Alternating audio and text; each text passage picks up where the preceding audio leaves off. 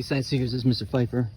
We are in Michigan and we are off the Kalamazoo River Bike Trail right now. We've stopped to take a break and you can see this mushroom. This mushroom is pretty awesome. It's in the field of mycology. That's what you study when you study mushrooms. It's called mycology. It is a study of fungi. Fungi can be unicellular and multicellular, which is quite interesting. Most organisms do not have that kind of ability as a kingdom. Fungi do. There's things like yeast that makes bread, and those are single-celled organisms. And then you have multicellular organisms like this, and this is a mushroom. This is a shaggy mane mushroom, and it starts off like a button like this. And as it matures, it becomes more shaggy like this.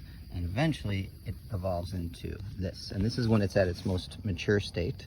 At this point, you can see underneath it, we have gills. Now, those gills are how it reproduces. Underneath here, you can see I can rip it up, and that's kind of like a portobello. If you've ever seen a portobello mushroom before, looks like that kind of. These are edible. I would not suggest doing that unless you have an identification book and you know what you're doing with mycology. Underneath here, these little tiny spores would fall down, and then those would reproduce to spread out into making more of these.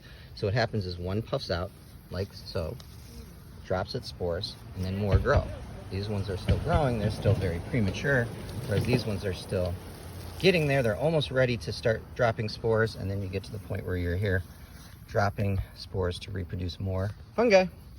All right, we'll see you guys later. Have a great day with lessons.